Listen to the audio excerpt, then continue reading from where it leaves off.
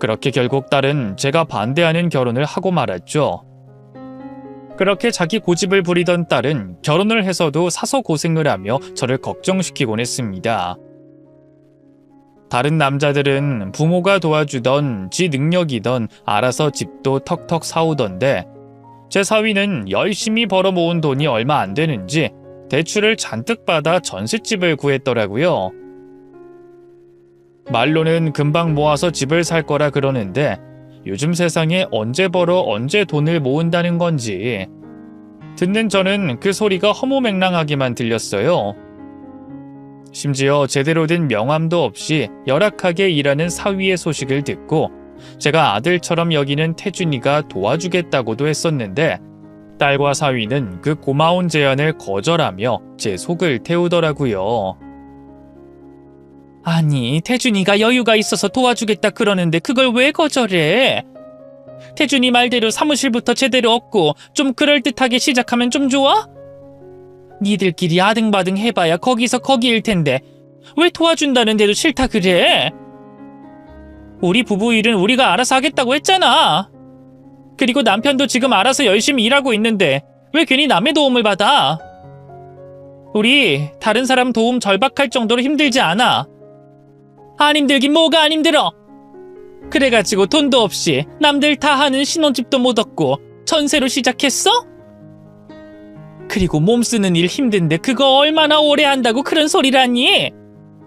사무직도 다 힘들고 뭐든 일하는 거 다 힘들어. 그래서 더 열심히 하고 있잖아. 그런데도 왜 못 믿어해? 응? 그래서 그러다 이서방 다치기라도 하면 그때 가서 너 혼자 외벌이 시키려고? 아니면 네가 나이든 남편 병수발 들고 혼자 아등바등 살게? 너는 지금 엄마더러 가뜩이나 마음에 안 드는 사위 때문에 내 딸 고생하는 꼴 보라는 소리야? 엄마! 성찬씨 나 고생시킬 사람 아니야. 지금도 충분히 잘하고 있고 앞으로도 잘할 거야. 엄마가 보기에는 걱정스러울지 몰라도 우리는 우리 속도로 천천히 잘해가고 있다고. 그러니까 엄마도 제발 사위를 좀 믿어줘. 응? 딸이 그렇게 말을 해도 저는 사위가 영 믿업지 못했습니다. 남편에게 호되게 당한 탓인지 늘 허허실실하기만 하는 사위가 그냥 바보 같기만 하더라고요. 저렇게 물러서 괜히 우리 딸 고생시키는 건 아닐지, 몸쓰는 일 하다가 다쳐서 내 딸 수발 들게 하는 건 아닐지 늘 걱정이 태산이었죠. 그런 주제에 왜 남의 도움은 거절하겠다는 건지 저는 그런 사위가 도통 이해가 되지 않았습니다. 그렇게 걱정 말라던 딸의 말과 달리 제가 보기에는 딸의 생활이 고생스러워 보였어요. 그래서 답답한 마음에 가끔 태준이에게 한탄을 하기도 했죠. 저를 엄마처럼 따르는 태준이가 종종 저를 찾아왔거든요. 어머니, 그 경아는 잘 지내나요? 결혼 생활은 잘한대요? 소식이 궁금한데 결혼한 유부녀한테 괜히 연락하기가 좀 그래가지고요. 아휴, 나도 모르겠다. 잘 지내는 건지 뭐 어쩐 건지. 경아 걔같이 힘든 얘기는 원래 잘 안 하니까. 뭐 문제가 있어도 지들끼리 알아서 하겠다고 나한테는 숨기겠지. 가뜩이나 내가 지 남편 안 좋아한다고 내 앞에서는 지 남편 흠 한 번 안 보거든. 사위는 아직도 그렇게 마음에 안 드세요? 내가 태준이 너 때문에 눈이 너무 높아졌잖니. 근데 너랑 비교하면 나은 점이 하나도 없는데 사위가 마음에 들 날이 오기나 할까 모르겠다. 너무 그러지 마세요. 경아가 좋다는 남잔데 좋은 사람이겠죠.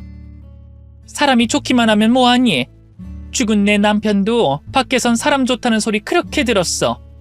그래놓고 정작 지 식구는 힘들게 했지. 나는 그런 거 안 바란다. 그냥 내 딸이 능력 좋은 남편 만나서 경제적으로도 심적으로도 여유 가지고 공주처럼 대접받고 살길 바랬지. 근데 어쩌자고 저런 남편을 얻었는지.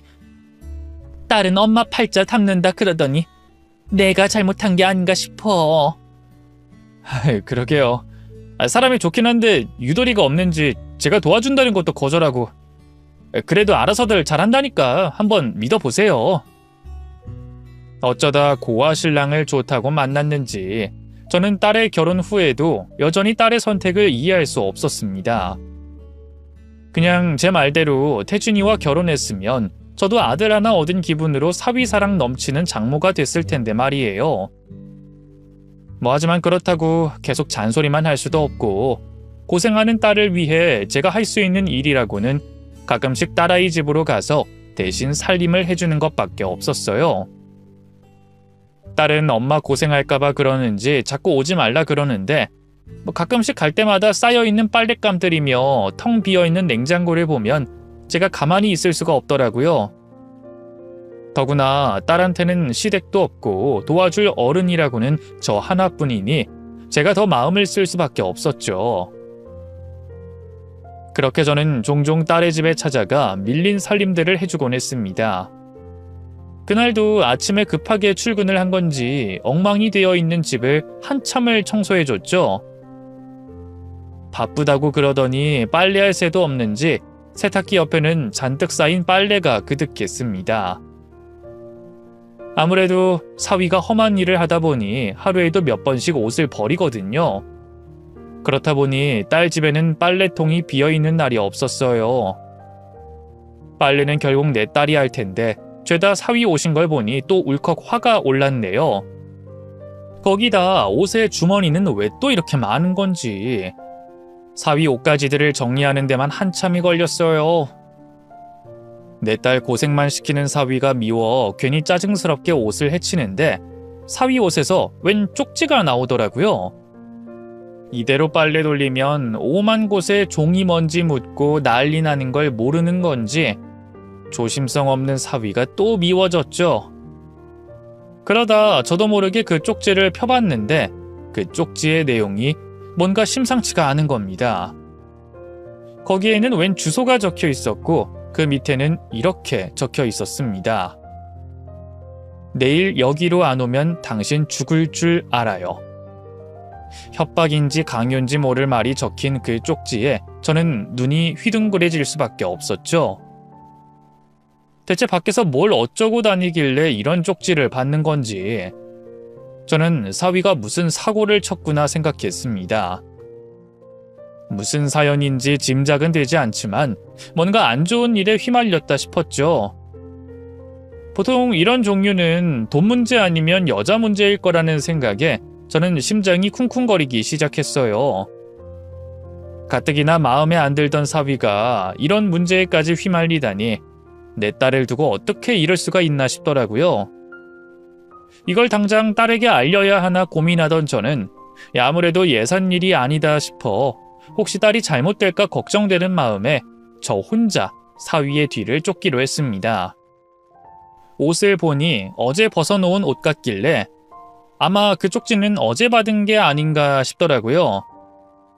그래서 저는 대체 무슨 사연인 건지 직접 확인하고자 하던 일을 밀어놓고 급히 그 쪽지에 적혀있는 주소로 찾아가게 됐습니다. 그렇게 찾아간 곳은 웬 오피스텔 건물이었어요. 그냥 평범해 보이는 건물 모습에 당황스럽기까지 했는데 그래서 저는 대체 누가 여기로 사위를 불러낸 건지 더 궁금해질 수밖에 없었습니다. 이 쪽지에는 정확한 약속 시간이 적혀 있지 않아 언제 사위가 나타날진 몰랐던 저는 사위가 나타나기만을 기다리며 계단 옆에 숨어 있었어요. 그렇게 시간이 얼마나 흘렀을까? 숨어 있다가 깜빡 잠이 들 뻔했던 저는 엘리베이터가 울리는 소리에 정신을 차리게 됐습니다. 그리고 아니나 다를까 제 예상대로 엘리베이터 안에서 제 사위의 모습이 나타나더라고요. 그리고는 주소에 적힌 호수의 문을 두드리는데 그러자 안에서 웬 여자가 나오더니 제 사위를 데리고 들어가 버리는 겁니다. 그 모습에 저는 사위가 바람이 났다고 확신했습니다. 원래 앞에서 착하게 구는 남자들이 뒤에서 무슨 짓을 하고 다닐지 모르는 거거든요. 그렇게 생각한 저는 딸에게 보여줄 확실한 증거를 찾기 위해 잠시 기다렸어요. 너무 섣부르게 나섰다가 증거도 없이 사위가 발뺌할까 싶었거든요. 그래서 둘 다 벗고 있는 모습을 찍거나 변명이 안 통할 증거를 잡기 위해 저는 그 문 앞에서 기다렸습니다. 안에 무슨 일이 있는지 좀 엿들어보고 싶었는데 방음을 얼마나 잘해놓은 건지 닫힌 문 안으로 아무 소리도 안 들리더라고요. 그렇게 2, 30분쯤 시간이 지났을까요? 안에서 갑자기 문이 열리더니 아까 그 여자가 나오는 겁니다. 벌써 일이 다 끝났나 싶어 안을 들여다보는데 그 안에는 제가 전혀 상상도 하지 못했던 사람이 더 있었어요. 그건 바로 제가 아들같이 생각하던 태준이었죠. 사위가 그 안에서 여자랑 불륜을 저지르고 있는 줄 알았던 저는 생각지도 못했던 태준이의 등장에 깜짝 놀라고 말았습니다. 그런데 그보다 더 놀라운 것은 그런 태준이 옆에 의자에 묶여있는 제 사위의 모습이었어요. 누구한테 얻어맞기라도 한 건지 뺨이 부어올라 있는데 생각지도 못한 광경에 심장이 약했던 저는 너무 놀라 그만 자리에서 실신하고 말았습니다.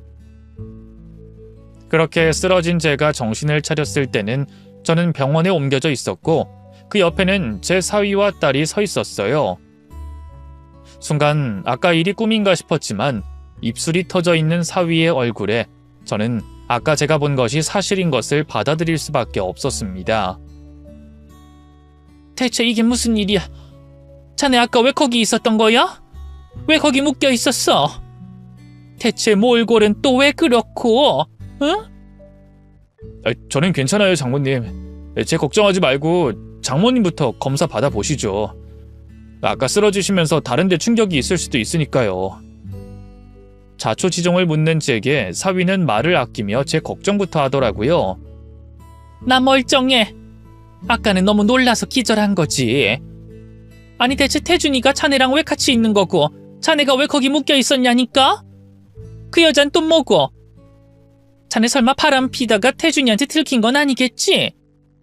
그래서 설마 태준이가 자네를 때리기라도 한 거야?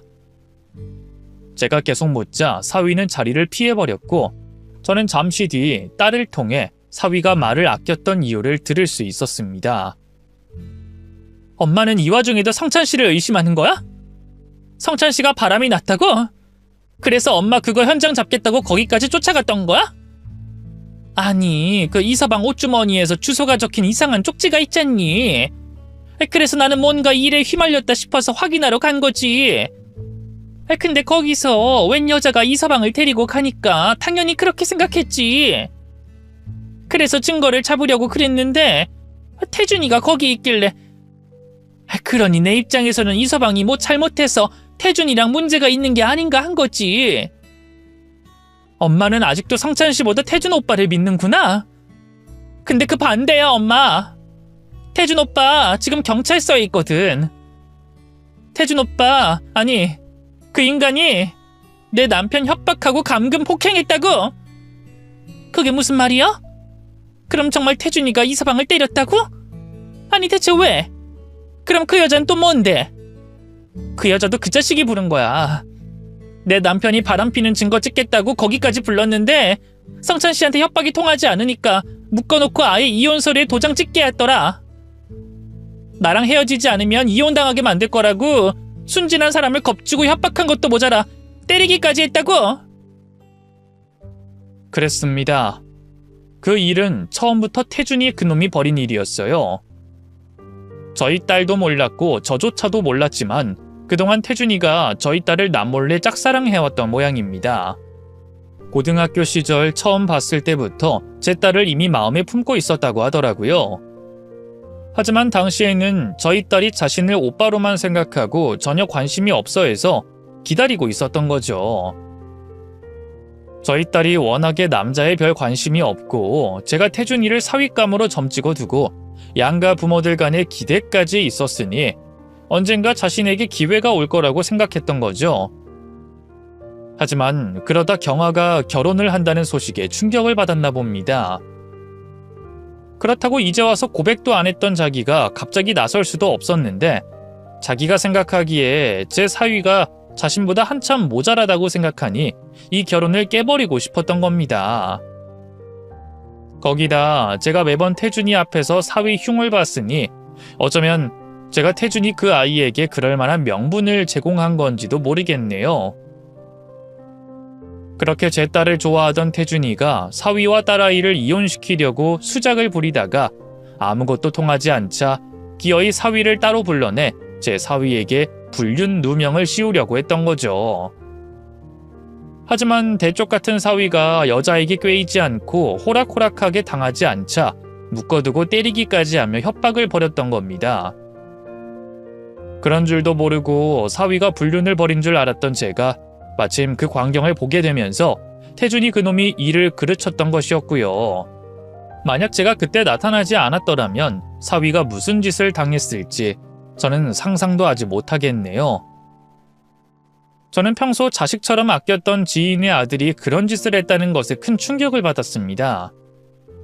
그런 놈인 줄도 모르고 여태 내 딸의 짝으로 사윗감으로 생각을 했었다는 게 끔찍하기까지 했어요. 그래서 사위가 그런 꼴을 당한 게 결국 다 제 탓이다 싶은 생각마저 들더라고요. 그리고 사위도 제가 태준이 그놈을 아낀 것을 알고 사실을 알면 제가 충격을 받을까 싶어 말을 아꼈던 겁니다. 사실 성찬 씨는 끝까지 비밀로 하자 그랬어.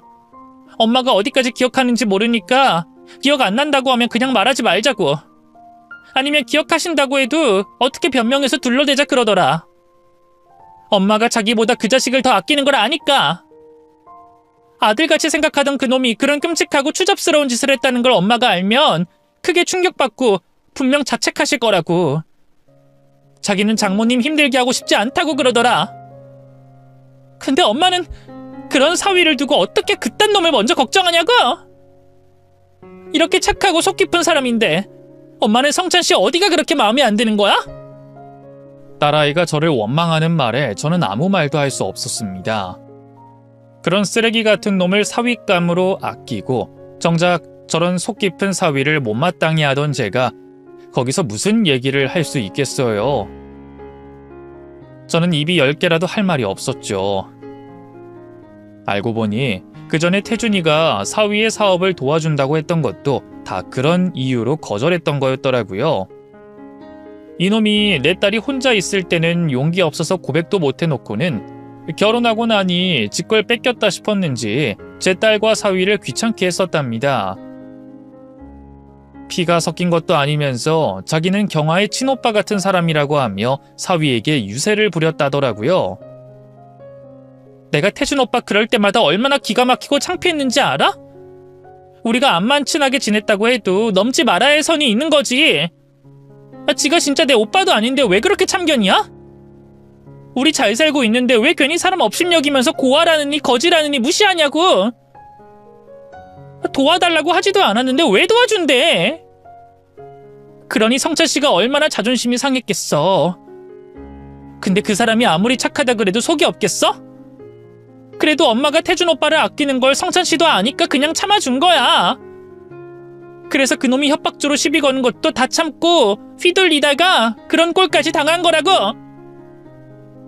그동안 사위의 마음고생을 전혀 몰랐던 저는 미안함과 죄책감에 고개를 들 수가 없었습니다.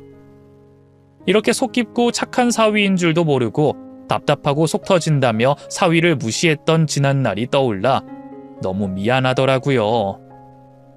딸이 결혼한 지도 벌써 1년이 넘었는데 그동안 한 번도 변변히 사위 대접해준 적 없이 사위 생일도 모르고 지나갔던 제가 너무했다 싶더라고요. 내 남편이 아무리 내 속을 긁었더라도 사위가 내 남편과 같은 사람도 아닌데 그동안 내가 사위에게 편견을 가지고 사위를 제 남편과 동일시하며 곁을 안 주고 내몰았던 게 아닌가 싶었습니다. 제가 그러지만 않았어도 이런 일은 없었을 텐데 하는 생각이 들더라고요. 제가 태준이 그놈 앞에서라도 사위를 칭찬하고 인정했더라면 그놈이 아예 제 딸을 넘보려는 생각도 하지 않았었겠죠. 결국 그놈이 제 가족을 물로 보고 결혼해서 잘 사는 애들 이혼까지 시키려고 했던 게 제 탓이라 생각이 됐습니다. 그리고 그놈이 우리를 얼마나 무시했으면 그랬나 싶어 너무나 화가 나고 치가 떨렸죠. 저도 제 잘못을 아니 할 말이 없지만 내 딸과 사위를 괴롭힌 그놈을 그냥 용서할 수가 없었어요. 그렇게 저는 쓰러진 몸을 일으켜 곧바로 그놈이 있다는 경찰서로 달려갔습니다. 어머니가 여기까지는 어쩐 일로? 병원에 계셔야 하는 거 아니에요? 몸은 괜찮으세요? 네가 지금 내 걱정할 때야? 네가 그런 짓을 해놓고 지금 그런 소리를 내? 어머니, 다 오해세요.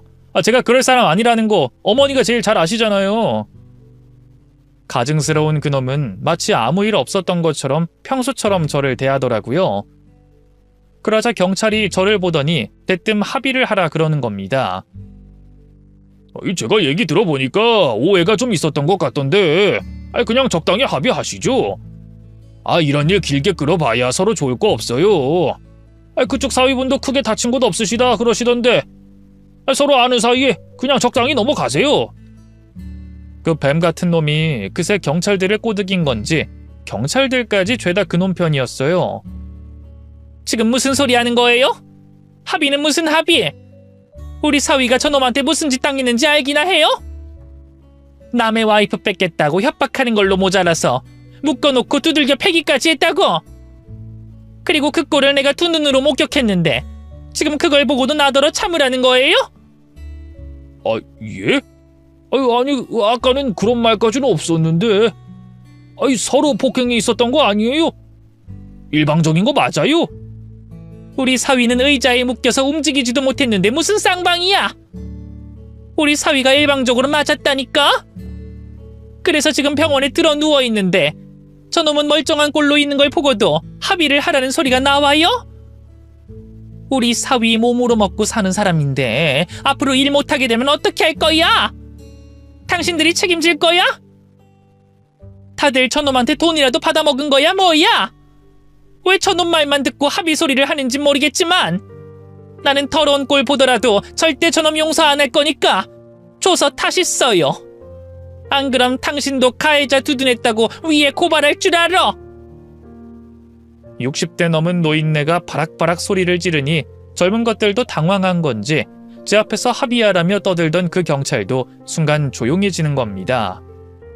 늘 제 웃는 낯만 보던 태준이 그놈도 제가 그렇게까지 화를 내고 사위 편을 들 줄 몰랐던 건지 할 말을 잃더라고요. 내가 아직도 지 편을 들 거라 생각하는 그놈의 태도가 정말 뻔뻔하다 싶었습니다. 결국 그놈은 감금, 폭행, 협박 혐의가 인정되어 수사를 받게 됐고 실형을 받았으면 좋았겠지만 아쉽게도 초범이라는 이유로 벌금형을 선고받았어요. 하지만 민사소송을 걸어 합의금은 받아낼 수 있었죠. 물론 겨우 돈 가지고 제 사위와 딸의 상처가 치유되진 않겠지만 그 일로 그놈이 저희 식구에게 접근하지 못하게 접근 금지 명령을 내릴 수가 있어서 다행이었습니다. 거기다 제가 태준이 그놈 부모에게 찾아가 난리를 부렸으니 아마 그 집에서도 하나뿐인 자식 감옥 보내기 싫으면 앞으로 처신 잘하겠죠. 그렇게 저는 오래된 인연을 끊어내게 됐고 앞으로 다시는 사위에게 상처를 주지 않기로 다짐했습니다. 이렇게 속 깊은 사위를 왜 그동안 못마땅해 한 건지, 사위를 인정하기 시작하니 그동안 못마땅했던 꼴도 전부 예뻐 보이고 자꾸 장점만 보이더라고요. 일찍 부모 잃고 혼자서라도 잘 살겠다고 삐뚤어지지 않고 아등바등 살아왔을 사위가 너무나도 기특했던 저는 앞으로 제가 사위의 부모 자리를 대신 채워주기로 했습니다. 그래서 요즘은 제 딸보다 사위 걱정을 먼저 하는 바람에 오히려 딸이 서운해하기도 하네요. 전에는 일하다 다치면 내 딸 고생시킬까 그게 걱정이었는데 이제는 귀한 사위 손이라도 베어올까 그게 걱정이네요.